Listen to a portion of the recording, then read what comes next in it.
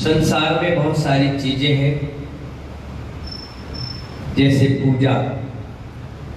राकेश जी, अध्यक्ष जी, क्या है पूजा? पाठ। पूजा के बाद पाठ, जैसे भक्तापर का पाठ, महावीर अष्टक का पाठ, कल्याण मंदिर स्तोत्र का पाठ, उपासना स्तोत्र का पाठ। पहली क्या? पूजा। दूसरी क्या? पाठ। फिर धर्म और तीर्थ यात्रा। ये सब चीजें पुण्य वर्गणाएं चीजें हैं। कौन सी चीजें हैं? पुण्य वर्गणाएं। एक मानसिक स्थिति आपकी बन जाती है कि हमें यहाँ आकर के इस धार्मिक अनुष्ठान को करना है। आचार्य गहन कहते हैं ये शाश्वत नहीं है। पूजा कब तक है? जब तक आप कर रहे हो। पाठ कब तक है? जब तक आप कर रहे हो। तीर्थ यात्रा कब तक है? जब तक पैर सही सलामत है। धर्म कब तक है? जब तक आपके अंदर सोचने और समझने की ताकत है। उसके बाद आप क्या कर पाओगे? कुछ नहीं कर पाओगे। किसी ने मुझसे कहा कि मैंने कहा दीक्षा ले लो। क्या नाम है पंडित जी का? सूरजमल जी। हमने कहा दीक्षा ले लो। अभी नहीं। तो कब लोगे भाई? बुढ़ापे में लेंगे। बुढ़ापे में क्या दीक्षा लोगे आप? क्या लोगे? जब भी दीक्षा लेना है, जब सरकार आपको रिटायरमेंट करती है, उस समय आपको दीक्षा लेना चाहिए। सरकार ने समझ लिया कि आप 60 और 62 वर्ष की उम्र में अब आपको दिखना कम हो गया, चलना कम हो गया, पचना कम हो गया, व्यवस्थाएं कम हो गई। अब आप आराम करिए और रिटायरमेंट में जो आपको पैसे मिले हैं उसकी व्यवस्था के साथ अपना जीवन यापन करिए। लेकिन आप करते क्या है? रिटायरमेंट के बाद यतीन कुमार जी आप और काम करते हैं। अभी आप 1 लाख रुपए महीने आपको सरकार दे रही थी, अब आपका पेंशन 40,000 रुपए बन गया। अब आपको मन में यही दुख है कि मुझे 40 नहीं 1 चाहिए। तो आप क्या करते हो? बचे हुए बुढ़ापे के समय में और काम करते हो। एक चीज ध्यान रखना, पैसा कमाया शरीर को तोड़कर। बबुल भैया, पैसा कमाया शरीर को तोड़कर, अब शरीर को बना रहे हो पैसा जोड़कर। पहले पूरी जिंदगी आपने पैसे कमाए, ना रात देखा, ना दिन देखा, ना चैन देखा। जब ग्राहक आ गया, दुकान बंद भी करके घर आ गए और फोन आ गया ये सामान चाहिए, तो आधी रोटी छोड़कर, आधा गिलास पानी छोड़कर तुम पहुंच गए ग्राहकी करने के लिए। तबीयत खराब कर ली। अब 50 साल के बाद लीवर, किडनी, हार्ट, लंग्स, शरीर के घुटने, सर्वाइकल, माइग्रेन या ब्लड प्रेशर हाई, ऐसी बीमारियां आपको जकड़ ली। अब क्या कर रहे हो? अब वो जो पैसा आपने कमाया है, वो पैसा उस बीमारी को ठीक करने के लिए खर्च कर रहे हैं। आचार्य भगवान कहते हैं ऐसा पैसा किस काम का, क्या मतलब का? तो आचार्य भगवान यहाँ कह रहे हैं अगर दीक्षा लेना है तो होश हवास में लेना चाहिए। आपको ज्ञान होना चाहिए कि मेरे 28 मूल गुण क्या है, हमारी 11 प्रतिमाएं क्या है। अगर ऐसे समय में तुमने ले लिया 70-80 साल की उम्र में, अब तुमसे ना तो चलते बन रहा है, ना उठते बैठते बन रहा है। अब आप काय का अपनी क्रिया कर पाओगे? सिर्फ प्रायश्चित ले पाओगे, कोई क्रिया करने वाले रह ही नहीं पाओगे। ऐसे समय में दीक्षा लेना चाहिए कि कम से कम आप चलो, कम से कम आप उठो, कम से कम आप बैठो, आंखों से देखकर प्रतिमण तो कर लो, चीटी का अभयदान बना लो, व्यवस्थाएं बना लो, अपने हाथ से अंजलि बनाकर आहार कर लो। अब तुमने 80-90 वर्ष की उम्र में भावना भाई कि अब हमें दीक्षा ले लो। अब दीक्षा नहीं होगी, अब समाधि संलेखना होगी। दीक्षा होती हमारी उम्र में होती। अब आप हमसे कहोगे कि महाराज श्री आप दीक्षा बचपन में ले ली तो 50-60 साल तक कम से कम मुनि बना तो रहेगा, अंदर से भाव तो रहेंगे कि हाँ मैंने एक टाइम भोजन किया, मैंने इतनी बड़ी साधना की। अब बुढ़ापे में तुमने ली तो क्या ली? पता चला उठ नहीं पा रहे, पता चला चल नहीं पा रहे, पता चला बोल नहीं पा रहे, समायिक नहीं कर पा रहे, तो क्या पुण्य मिलेगा? मुनि मुद्रा का बहुत बड़ा अपमान हो जाएगा। यज्ञ में लो, आपकी शादी हो गई भाई, बच्चे हो गए, बोले बहुत बढ़िया हो गए। कितने साल के हो गए? वो भी हमारे उम्र के हो गए। कितने हो गए भाई? कम से कम 25-25 साल के बच्चे हो गए। उनकी भी शादी ब्याह हो गई? बोले हो गई। मकान दुकान सब करवा दिया? बोले हाँ करा दिया। 35 साल 40 साल के बच्चे भी हो गए। अब क्या करोगे जिंदगी जीकर? अब तो संन्यास की धारा पर निकल जाना चाहिए। आचार्य भगवान कह रहे पूजा पाठ धर्म तीर्थ यात्रा ये सब याद रखो, ये शाश्वत नहीं है। क्या नहीं है? ये शाश्वत नहीं है। इसीलिए घर में बैठे बैठे ये सोच लेते हो मुझे 3 लोग का राज मिल जाए, मैं वैभवशाली बन जाऊं, मैं पैसे वाला बन जाऊं, ये सब चीजें घर ही रह जाएंगी, कोई काम की नहीं है। आचार्य भगवान कहते हैं चिल्लाने से कोई चीज आपके पास आने वाली नहीं है। आप बैठे बैठे कहो कि ये पहाड़ है, ये आ जा, ये पैसा आ जा, ये काम हो जा, नहीं होगा। उसके लिए पुरुषार्थ करना पड़ेगा। आप क्या समझते हो? उपाध्याय वैसन सागर कपड़े उतारा महाराज बन गया? श्रेयांश जी बहुत मेहनत की होगी, बहुत पुरुषार्थ किया होगा, पिछले कई जन्मों में पुण्य इकट्ठा करा रखा होगा, तब जाकर के मुनि बनने के भाव बने और मुनि बन गया। और मुनि बनने के बाद भी 24 साल हो गए। कितने साल हो गए? कई सरकार तो 24 मिनट भी नहीं चल पाती। 13 दिन में सरकार गिर गई। 1 दिन का प्रधानमंत्री बन गया, 1 दिन का मुख्यमंत्री बना, सुबह बना शाम के रिजाइन हो गया, इस्तीफा हो गया। विधायक चले जाते हैं, मंत्री चले जाते हैं। सोचिए 24 साल अपने आप में बहुत कुछ होता है। तो कहने का मतलब यह है कि सबसे पहले तो पुण्य कमाने की प्रक्रिया को छोड़ना नहीं चाहिए। क्या नहीं छोड़ना चाहिए? हाँ, कभी भी भाव ऐसे पवित्र रखना चाहिए। लेकिन आप लोग इतने गंदे भाव रख लेते हैं, अपने लड़ मरते हैं, झगड़ जाते हैं, लड़ाइयां झगड़ा और संक्लिष्ट परिणामों में अपना जीवन जीते हैं। कई बार आप देखिए, अभी अभिषेक हो गया ना, हो गया कि नहीं हो गया? बबलू भैया, प्रदीप भैया, सुशील भैया, हो गया। अगर मैं मंदिर जाऊं और मैं फिर से कहूं संतोष जी धोती पहनो अभिषेक करके, तो आप क्या कहोगे बताओ? क्या अब तो किया, ये तो कहोगे?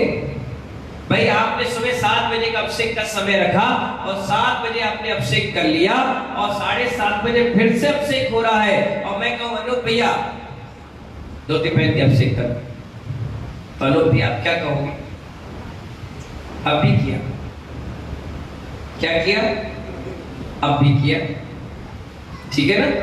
अब बात ये, इस पॉइंट को उठाकर यहां रख लो। अब दूसरे पॉइंट पर चर्चा करो। कभी कभी दुकान पर बैठो, बबलू भैया काय की दुकान में मिठाई, तुमने 100 किलो मिठाई बनाई रक्षाबंधन पर। क्या बनाई? हाथ जोड़कर बोलो। 100 किलो मिठाई बनाई और एक व्यक्ति आया, उसने कहा कितने की मिठाई है?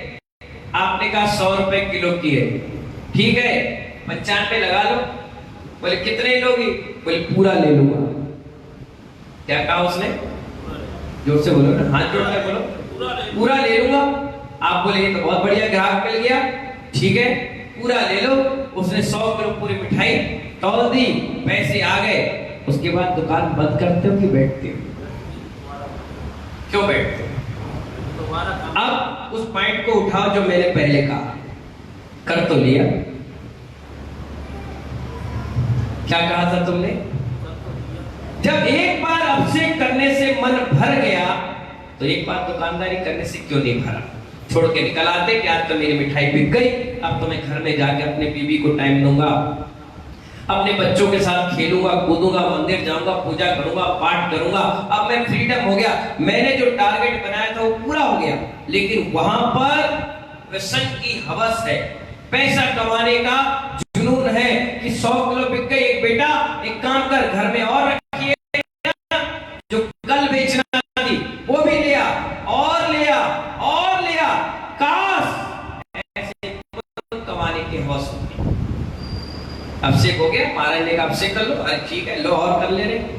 एक ने कहा अर्घ चढ़ा लो, चढ़ा तो लिया नहीं और चढ़ा लेंगे। एक ने कहा आहार दे लिया, अरे और दे लो, क्या भरोसा अगली सांस अंतिम हो, क्या भरोसा कौन सा पुण्य तुम्हारा खत्म हो जाए। आज अर्श पर हो, कल फर्श पे आ जाओ। वो पुण्य, वो वरगणाएं तुम्हें उठा दे, ऊंचाइयों पर पहुंचा देगी। भरोसा सांसों का नहीं है, भरोसा जिंदगी का नहीं है। जब जैसा मौका मिले वैसा मिलना चाहिए। एक पंचगढ़ में आगरा में करा रहा था, उस पंचगढ़ में एक व्यक्ति ने मुझसे कहा, महाराज श्री हमारे मंदिर में एक मूर्ति की कमी है। मैंने कहा देखा 1 2 3 4 5 6 7 8, मैंने कहा हाँ एक मूर्ति कमी है। बोले आप पंचगढ़ करवा रहे हो, एक भगवान विराजमान करवाने का बड़ा मन है। मैंने कहा कमेटी से पूछ लो, बोले मैं ही मंत्री हूँ। मैंने कहा अध्यक्ष जी से पूछ लो, बोले मैं ही अध्यक्ष हूँ। मैंने कहा कोषाध्यक्ष से पूछ लो, बोले मैं ही हूँ। मैंने कहा मतलब, बोले इस मंदिर की व्यवस्थापक मैं ही देखता हूँ। मैंने कहा बहुत अच्छी बात है, तो एक मूर्ति की कमी है, चलो ले आओ मूर्ति, अपन प्रतिष्ठा कर देंगे, कोई दिक्कत नहीं, आप ही को रखना है विराजमान कर देना। देखिए भाव कितने पवित्र है। ठीक है भैया। अब एक हफ्ते के बाद क्या होना है भोगनेश जी, पंच कल्याण प्रतिष्ठा। कभी टालना नहीं चाहिए, कभी छोड़ना नहीं चाहिए, कभी टोकना रोकना नहीं चाहिए, अनुमोदना करना चाहिए। अब आप देखिए, व्यक्ति मूर्ति लेकर आया, मैंने मूर्ति देखी, मैंने कहा लाजवाब, बढ़िया, बेहतरीन, रत्नों की प्रतिमा लेकर आया, बढ़िया, बहुत कौशली आई, अच्छी लेकर आया। मैंने देखी बहुत बढ़िया। मैंने कहा नाम दे जाओ, नाम दे गए, प्रशस्ति लिखकर रेडी हो गई, पंचगढ़ प्रारंभ हो गया। मुझसे कहने लगा यहाँ से इतनी दूर हमारा मंदिर है, मूर्ति में कैसे ले जाऊं। मैंने कहा पालकी में रख के ले जाओ, बैंड बाजे के साथ ले जाओ, समाज को बुलाओ, विधान पूजा पाठ करो। नहीं, आपके सानिध्य में रखूंगा। क्या कहा संतोष जी, आपके सानिध्य में रखूंगा। मैंने कहा मैं कैसे पहुंच पाऊंगा। बोले आपकी आहार की व्यवस्था वही होगी, जो भी करना है वैसे ही कर लीजिए, लेकिन आपके सानिध्य में रखेंगे। मैंने कहा पंडित जी मुहूर्त निकालो। उन्होंने कहा 12:30 बजे का मुहूर्त है, अभिजीत मुहूर्त। कौन सा मुहूर्त? तो मैंने कहा ठीक है, 10 बजे अपन यहाँ कार्यक्रम समाप्त करके आहार करेंगे, उसके बाद अपन ले चलेंगे। बोले ठीक है, बात हो गई, तैयारी हो गई। फिर आया सुबह, बोला महाराज श्री जैसे ही भगवान की प्रतिष्ठा हो जाएगी, हम यहाँ से धीरे धीरे भगवान को लेकर चलेंगे, और आप आ जाना टाइम से। जब तक आप आओगे नहीं, जब तक मैं भगवान को विराजमान करूंगा, गुरु के सानिध्य में करूंगा। बस अब आप देखिए होनी को कौन टाल सकता है। मैंने कहा ठीक है, कैसे ले जाओगे भगवान को? बोले महाराज जी पालकी मिल नहीं पाए, रथ मिल नहीं पाए इतनी जल्दी में, मैं सोच रहा हूं अपने मस्तक ही लेकर जाऊं। मैंने कहा कितनी दूर है? बोले 3 किलोमीटर। बोले चल लोगे? अरे जब बच्चे को गोदी में उठा सकता हूं तो ये तो भगवान है। और सुनो गुरुजी, मैं जब तक पानी की एक बूंद नहीं पीऊंगा जब तक भगवान विराजमान नहीं होगा। मैंने कहा थक नहीं जा रहे, हो गया। पत्नी कह रही है हार्ट की प्रॉब्लम है इन्हें शुगर है। अरे हट, तो क्या होती, भगवान विराजमान करे। इतनी खुशी, इतनी आनंद। मैंने कहा ठीक है कोई बात नहीं, करो। और वो भगवान को सिर पर रखकर ले जाने लगा। कम से कम 40 बैंड वाले आए। कितने? 40 बजाने वाले आए, 400-500 परिवार के मेंबर आए, बहुत बड़ा परिवार, पूरी समाज का खाना पीना रखा, और भगवान अजितनाथ को मस्तक पर विराजमान करके ढोल बजने के साथ वो निकल गया। मैंने फटाफट यहाँ भगवान की क्रिया कराई, आहार करने के निकल गया। जैसे 11 बजा, मैंने लड़कों से कहा चलो अपन को मंदिर चलना है भगवान को विराजमान करने के लिए, और वही समाहित करेंगे, वही से अपन बिहार कर जाएंगे भिंड के लिए। ठीक है, मैं वहां पहुंचा। जैसे ही पहुंचा तो भगवान रास्ते में मिल गए। मैंने कहा ये और अच्छा है, अपन भी शोभा यात्रा के साथ चलेंगे। वो व्यक्ति भगवान को लिया, नचते गाते हुए खूब जा रहा है। और जैसे गेट पर पहुंचा, सारी समाज को इशारा किया आप लोग भोजन करने जाओ, मैं भगवान को विराजमान कर रहा हूं। और भगवान को उसने सर पे रखा और नाचने लगा। मैंने कहा अरे ये क्या कर रहे हो? अरे महाराज जी जिंदगी में पहली बार मैं भगवान विराजमान कर रहा हूं। मेरे पूरे खानदान में आज तक किसी ने भगवान विराजमान नहीं किए। मैं 65 साल का हो गया, ना मेरे आगे ना कोई मेरे पीछे। अपने जीवन का सबसे बड़ा पुण्य मैं कमा रहा हूँ, मैं तो भगवान को छोड़ूंगा नहीं। नच रहा, अपनी पत्नी से कह रहा है निकाल पैकेट से पैसे हटा। बेड वाले नच रहे, पूरा खानदान नच रहा, बड़ा खुशी मना रहा है। और मैं अंदर गया, यंत्र रखा, स्वस्तिक रखा, पंचरत्न रखा, 12 रखा, सफेद सीमेंट रखा। मैंने कहा ला भाई, बोले ला रहा हूं। मैंने कहा ला भाई, बोले ला रहा हूं। मैंने कहा लाओ जल्दी, लेट हो रहा है। बोले अरे छोड़ने का मन नहीं कर रहा है, इतना आनंद आ रहा है। पत्नी कह रही सुबह से भूखे प्यासे हो, पानी पी लो। पानी वानी बाद में पीऊंगा, पहले भगवान को विराजमान करूंगा। और उसने जैसे ही भगवान को विराजमान किया, हार्ट अटैक आ गया, वो चला गया। क्या ले गया अपने साथ बता? वो पुण्य ले गया जो भगवान को विराजमान कर दिया। हो सकता है मरकर उन्हीं भगवान के आसपास बैठा हो, कुछ अच्छी पर्याय में गया हो।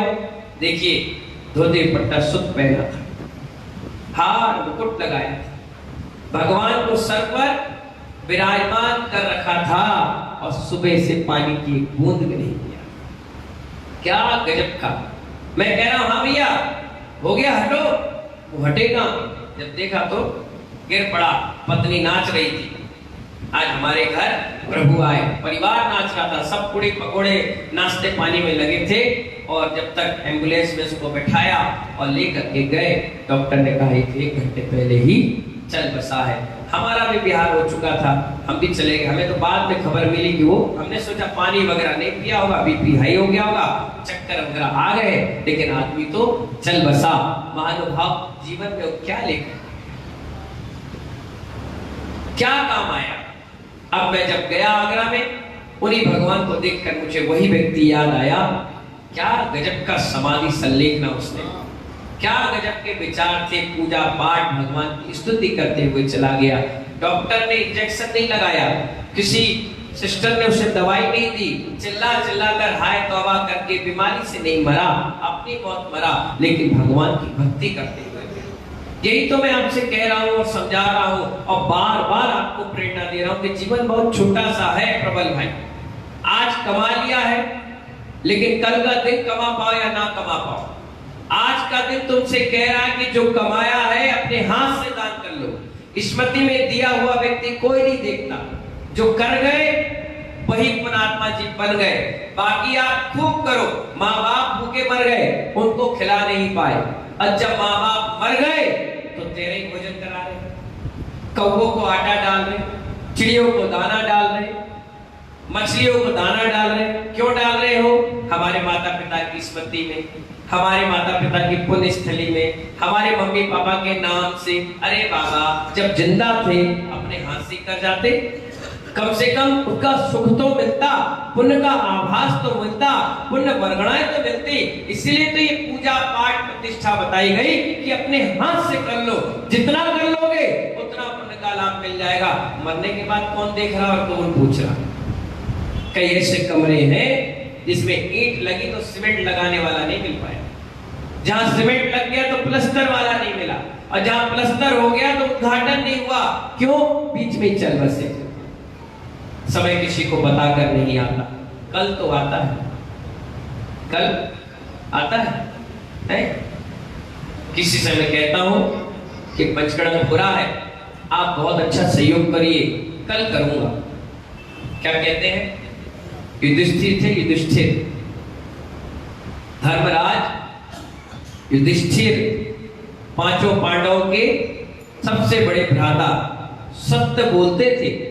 एक स्थान पर बैठे थे, जैसे अम्मा बैठे थे, एक भिखारी आया और कहने लगा कुछ दे दो। बड़े ध्यान से सुनना। कहने लगा कुछ दे दो। युधिष्ठिर ने कहा कल आना। क्या कहा? जोर से बोलो ना, कल आना। भीम ने बात सुन ली। भीम कौन थे? उनके भैया थे। धर्म नीति में ना भैया चलते हैं ना पिताजी चलते हैं। जैसे ही भीम ने सुना, वो तुरंत खड़े हुए, एक ढोल लाए और बीच चौराहे में बजाने लग गए। जब बजाने लग गए तब पूरा गांव इकट्ठा हो गया। युधिष्ठिर बोले, हे भीम ये क्या कर रहे हो? बोले भाई साहब आपने कितनी अच्छी बात बोली, एक भिखारी आपके पास आया और आपने कहा कल ले लेना, यानी आपने काल को जीत लिया है। क्या गारंटी है कल आप इस धरती पे हो या ना? यानी आपने मृत्यु को जीत ली। इसलिए मैं ढिंडोरा पीट रहा हूं कि हमारे धर्मराज युधिष्ठिर सत्य बोलते हैं। और इन्होंने भिखारी को कैसे कह दिया कि कल आना? कल नहीं आएगा भाई साहब, काल आएगा। कल तो किसी ने देखा ही नहीं। बताओ किसी ने देखा है कल? बताओ किसी ने नहीं देखा। काल तो सबने देखा है। काल कब आ जाए कोई भरोसा नहीं। मृत्यु से बड़ा कोई काल होता नहीं। आपने कैसे कह दिया भिखारी से कि कल आना? उसने तुरंत भिखारी को बुलाया। क्या चाहिए तुम्हें? बोले हमें कुछ भोजन चाहिए। बोले लो। तुरंत दिया हुआ काल सिद्ध होता है, काल पर डाला हुआ नहीं हो सकता है। कल तुम सोचा महाराज ने मुझे प्रेरणा दी है इंद्र बनने की, मैं कल बनूंगा। ठीक है कल बनना, हमें कोई दिक्कत नहीं है, पर एक गारंटी लिख कर जाओ कि कल मैं जिंदा रहूंगा। एक गारंटी कर जाओ कि कल मेरा शरीर ठीक रहेगा। मालूम है भोजन की थाली लगाकर आदमी बैठा था और भोजन निवाला मुंह तक ले गया और कितने अपने अरमान बनाकर रखा था कि मैं आज अपने बच्चे की जन्म दिवस पर एक निवाला ये केक खाऊंगा। मुंह में केक रह गया और एक आगे आदमी चला गया। क्या सोचा था उसने? सूतक पातक लग जाए, कोई मरना जीना हो जाए, कोई सफेद हल्का सा दाग लग जाए, कोई कुछ काम कर रहा हो अचानक से उंगली या पैर कट जाए या कोई अंग भंग हो जाए, आंख फूट जाए, कुछ भी हो सकता है। कहीं से कोई गंभीर बीमारी पकड़ ले, किसी को डायलिसिस होना चालू हो जाए, नहीं कर पाएगा पूजा पाठ। अब तो जिंदगी भर नहीं कर सकते। क्या भरोसा किसी का समय कब आए? इसलिए जब पुण्य मिल रहा हो तुरंत लेना चाहिए, तुरंत ले लो। हो सकता है वो कर्म का उदय भी धीरे से टल जाए। धूप आ रही है मुझे मालूम है, पानी भी गिर रहा है मुझे मालूम है। अगर कोई व्यक्ति गुरु के रूप में तुम्हारे ऊपर छतरी रख दे तो धूप और पानी तुम्हारा कुछ नहीं बिगाड़ सकता। ये पुण्य की क्रिया है। अगर कोई कर्म का उदय है और तुमने ये मान लिया कि मैं तो कुछ कर ही नहीं सकता, मेरे पास कुछ है ही नहीं, मैं तो करने लायक ही नहीं हूं, तो महानुभाव मां सरस्वती ऐसी बैठती है कंठ में एक बार दिन भर में कि तुम कभी जिंदगी में कुछ कर भी नहीं पाओगे, कुछ सोचोगे भी नहीं। सोच बहुत छोटी बना ली। अगर आपके पास थोड़ा सा है, थोड़ा सा निकाल कर देने का प्रयास करो। बहुत बढ़िया उदाहरण आपको दे रहे हैं अकृत पुण्य का। एक माँ और बेटे घर में बैठे, एक कोने में बेटा अपनी माँ से कहता है, माँ हमारे दिन कब फिरेंगे? बेटा बहुत जल्दी फिरेंगे। सब लोग मिठाई खाते हैं, नए नए कपड़े पहनते हैं, घूमने जाते हैं, खिलौने खेलते हैं, पर हमारे घर में कुछ नहीं है। क्या बात है? उसने कहा बेटा तेरे पिताजी नहीं है ना, इसलिए ऐसा है। तो ठीक है ना, मैं कमाने जाऊं? माँ कहती नहीं बेटा, जब तक मैं हूं जब तक मैं कमाऊंगी, तू बड़ा हो जाएगा तो तू कमाना, फिर मेरी रक्षा करना, मेरी व्यवस्था बनाना, मन चाही चीज लाना। अच्छा ठीक है, तो माँ तू जाना कमाने के लिए।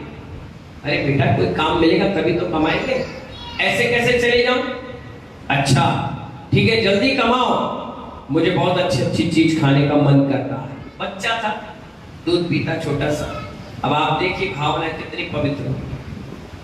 माँ के मन में आया रात में कि मेरा छोटा सा बच्चा, एक कमरे का परिवार है, अब इसके लिए मैं नहीं कर पाऊं तो मेरा जीवन ही बेकार है। उसने सोचा चलो कहीं कुछ काम ढूंढे, कुछ मजदूरी करें, कुछ पैसे मिल जाए तो मेरा जीवन यापन हो जाए। उस माँ ने कम से कम 10 दुकानदारों के पास गई होगी, 10-20 मकान वालों के पास गई, काम मिल जाए काम मिल जाए, सबने ठुकरा दिया। जब किस्मत खराब होती है तो घर के लोग भी साथ नहीं देते।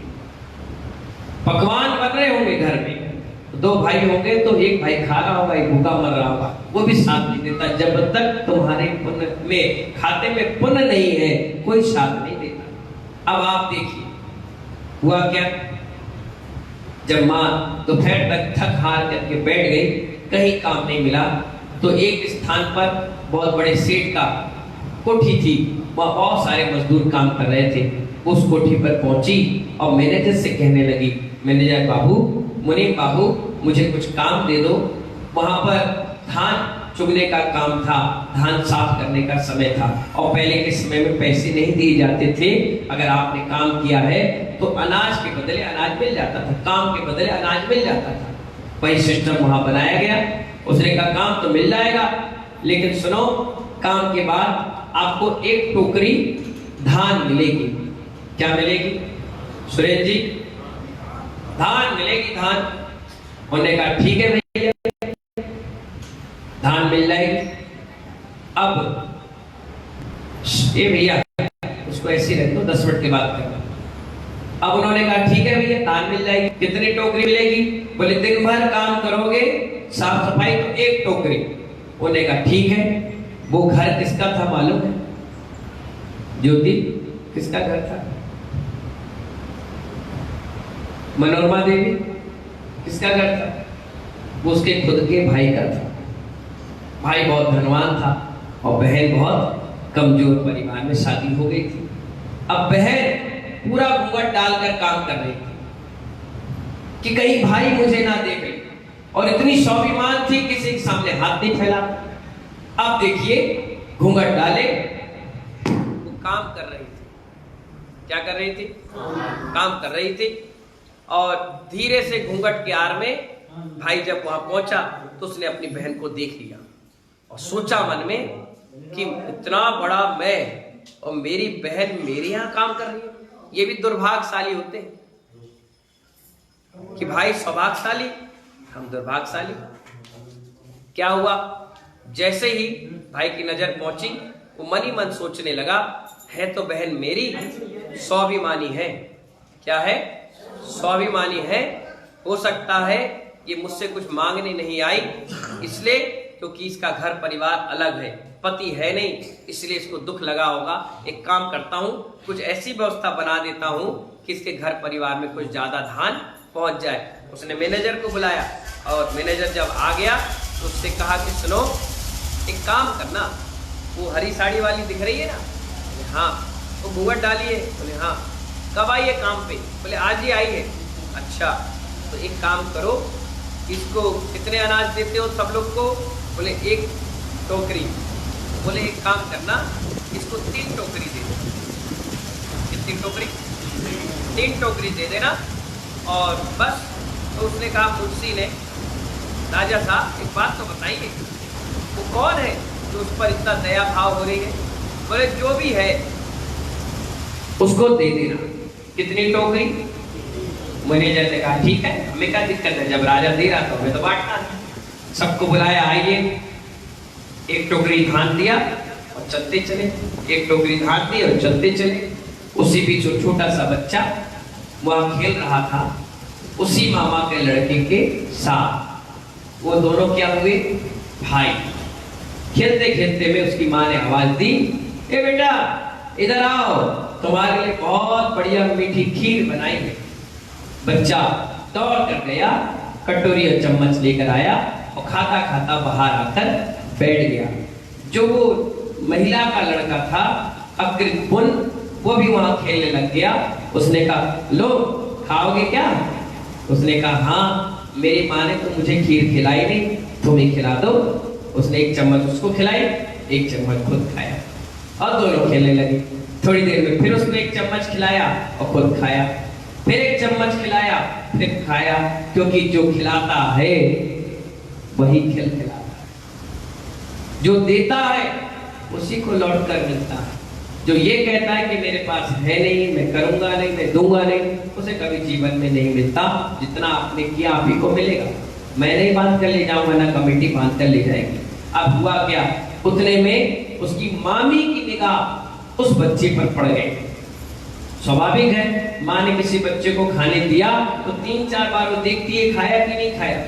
उसने भी एक बार देखा कि ये खीर खा रहा है कि नहीं खा रहा है। जैसे ही उसने देखा, उसी समय एक चम्मच लेकर के वो अपने भाई को खिला रहा था, अपनी बुआ के लड़के को जैसे ही खिला रहा था, उतने में उसकी निगाह पड़ी, वो दौड़ कर आई और एक तमाचा दिया, छटा बच्चा 4-5 फुलटाटी खाते हुए गिरा, पूरा चेहरा उसका लाल हो गया, जोर से किनमिना कर रोने लग गया और कहने लगा, ए दुष्ट कहीं की।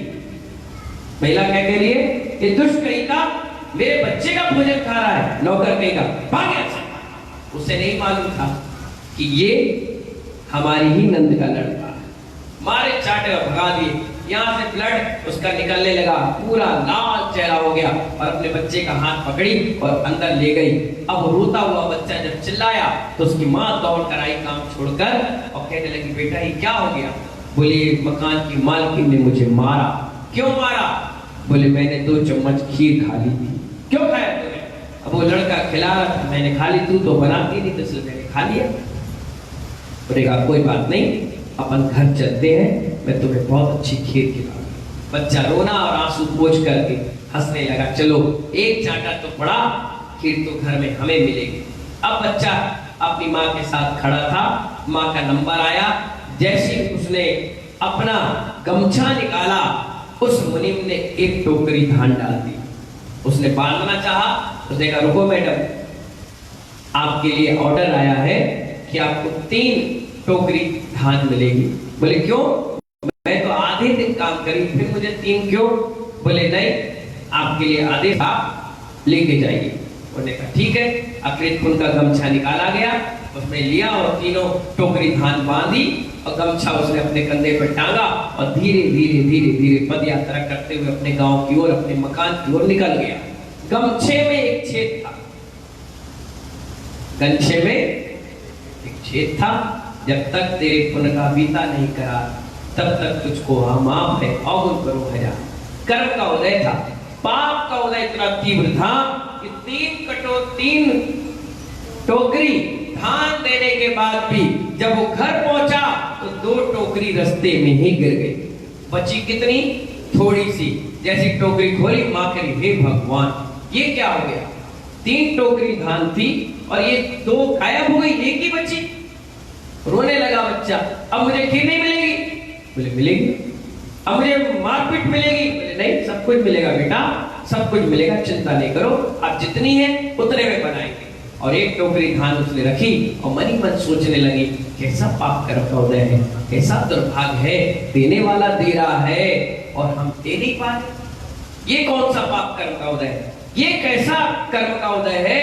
पति मर गए, बच्चा लवारिस हो गया, झुपड़िया में रहना पड़ रहा है, अपने हाथों से कमाना पड़ रहा है, उसके बाद भी कोई देना चाह रहा है तो नहीं टिक पा रहा। कौन सा पाप कर्म का उदय है? आखिरकार वो धान को साफ करके उसमें से थोड़ा दूध ला करके खीर बनाना प्रारंभ हुआ। घर में साफ सफाई करी और बेटा कह रहे माँ जल्दी से खीर बनाओ, मुझे बहुत जोरदार भूख लग रही है। माँ ने खीर बनाई, बेटा आया, लाओ लगाओ, थाली भर के लगाओ, कटोरी भर के लगाओ। माँ ने कहा सुनो, ये हमारा कमाया हुआ धन है, हमारी मेहनत की कमाई है और नियम ऐसा है कि मेहनत से कमाई हुई धन से सबसे पहले निर्गतों को आहार दिया जाता है। कौन है निर्गत? बोले मुनि महाराज। अच्छा, कहां से आएंगे? बोले बाहर खड़े हो, पड़गान करो, मुनि महाराज आएंगे, पहला हिस्सा उनको देंगे, उसके बाद हम भोजन ग्रहण करेंगे। तो एक काम करो ना, जल्दी दे दो। बोले ऐसे नहीं, नवलावृत्ति करना पड़ेगा, तो करो जल्दी, मुझे भूख लग रही है, जल्दी खाना है मुझे खीर। उस महिला को बताना है कि मेरे घर में भी खीर बनती है।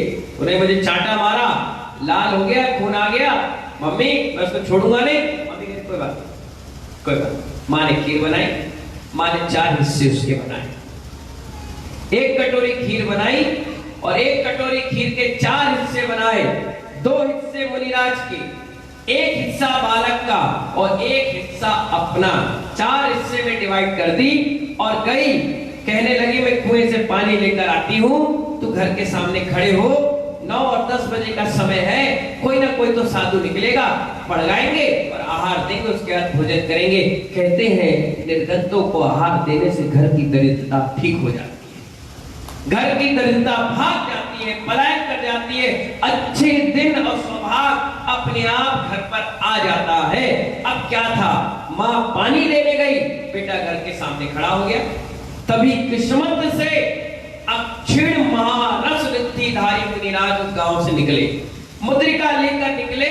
किसी को नहीं पता था ये अक्षीण महारस रिद्धिधारी मुनिराज हैं, जिनके घर पर चरण पड़ते ही भोजन बढ़ने लग जाए, दरिद्रता भाग जाए, धन दौलत वैभव ख्याति लाभ बढ़ता चला जाए। ऐसे वो रिद्धिधारी मुनिराज थे। बच्चे ने जैसे मुनिराज को देखा खड़ा हो गया। महाराज ने कहा रुको, अभी मेरी माँ आ रही। छोटा सा बच्चा था। महाराज मुस्कुराए, वो सामने था, किनारे से निकलने लगे। बोले कह रहा हूं ना, रुको, मेरी माँ आएगी, आपको पड़ गए और फिर मुझे बहुत अच्छी खीर खाने के मिलेगी।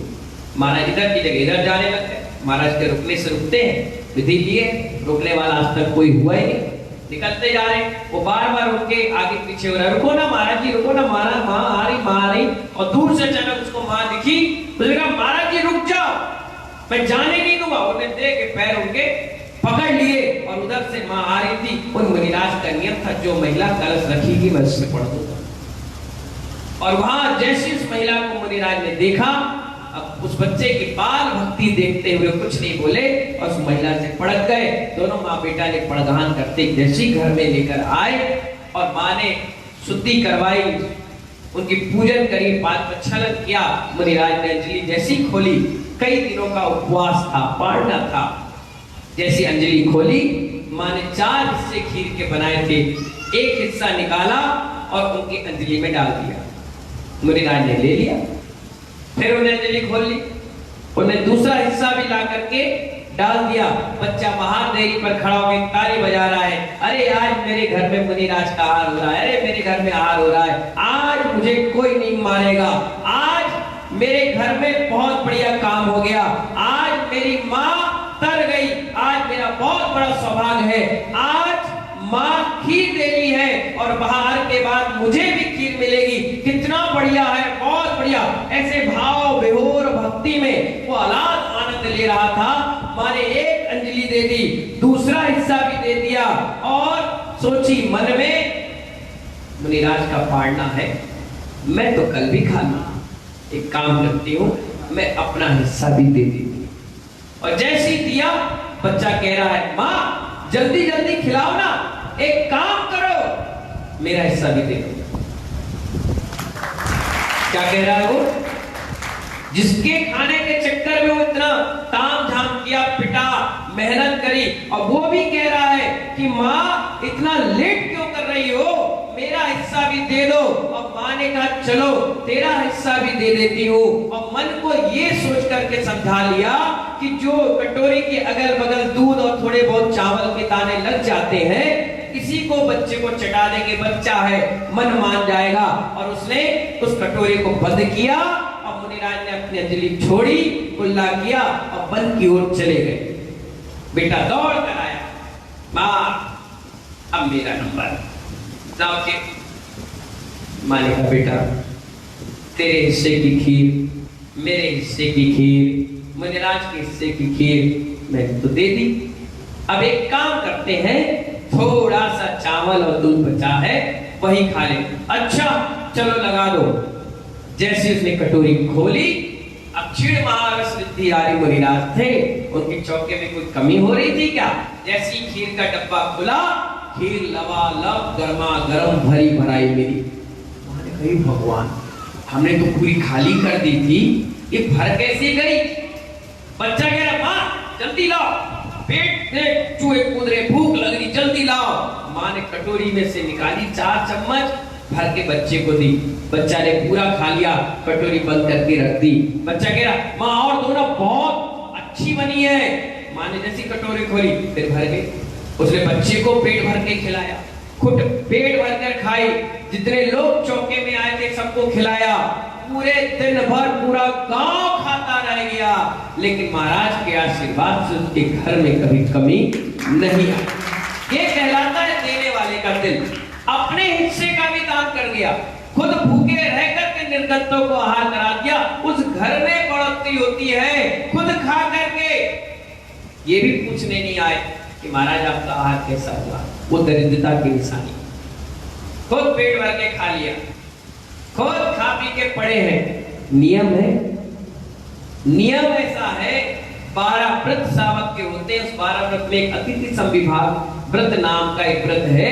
उसमें कहा कि पहले आप अतिथि को खिलाओ, उसके बाद खाओ। अगर बिना अतिथि को खिलाकर खा गए तो आपका राक्षसी भोजन हो गया, वो दरिद्रता को ही उत्पन्न करेगा, बीमारी को ही बढ़ाएगा, आपको कभी स्वस्थ रखने नहीं देगा। इसलिए हमारे यहाँ नियम दिया गया कि आप सबसे पहले निर्गतों को आहार दो, उसके बाद भोजन करो। अगर निर्गतों को आहार दे करके आप भोजन करते हो तो रेड सार ग्रंथ में आचार्य कुंद देव स्वामी कहते हैं कि अगर आपने निर्गतों के आहार देने के बाद बचा हुआ भोजन करते हो तो एक दिन निर्वाण की प्राप्ति करते हैं। इसलिए महानुभाव आचार्य भगवत कहते हैं कभी मन छोटा मत। आदमी छोटा बड़ा चल जाएगा लेकिन मन छोटा मत रखो।